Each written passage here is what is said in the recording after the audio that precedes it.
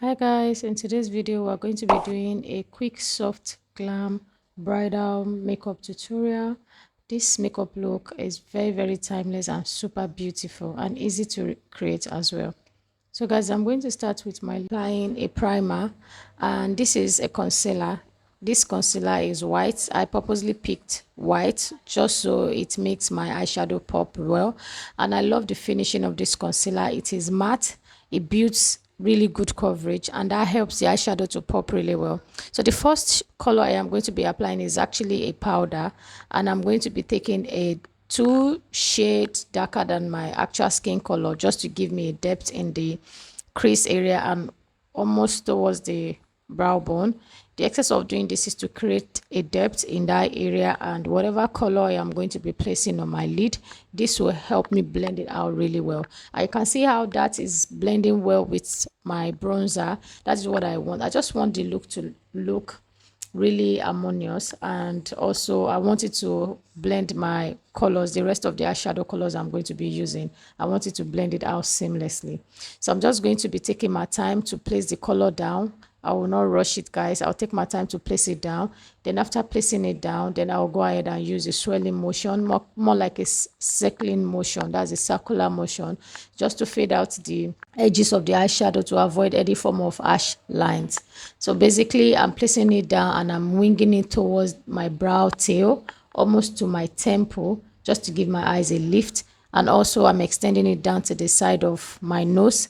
The reason why I did that is because I use a powder. So you can basically do that. If you don't like it, you can skip it. So I am going back again. This part, I am placing the color intentionally by using a deeper shade. Now I'm going into an actual eyeshadow palette, and I'm picking a cool brown from the palette. It's in between cool and warm, so it's like a neutral brown. I'm using that in the crease. You can see how that is forming my crease for me, giving it a good depth. That is what I want. And you can see that I changed my brush for this application. I'm using a smaller brush that will fit into my crease perfectly. So I'm just going to keep going ahead to carve out my crease, and that is what I am doing. And I'm also extending it lightly to the side of my nose. I keep going back and forth to make sure that I get that eyeshadow right in my crease area. Doing this will give depth, and it will just make your lid, pop out a lot more by receding the crease area. Then I'm going back into that concealer on my lid. The excess of doing this is to make the eyeshadow I am going to be applying on my lid pop really well. So after placing the concealer on my lid, I blended it out well. Then I went into that same palette and I picked a beigey color of eyeshadow. I mixed two color actually.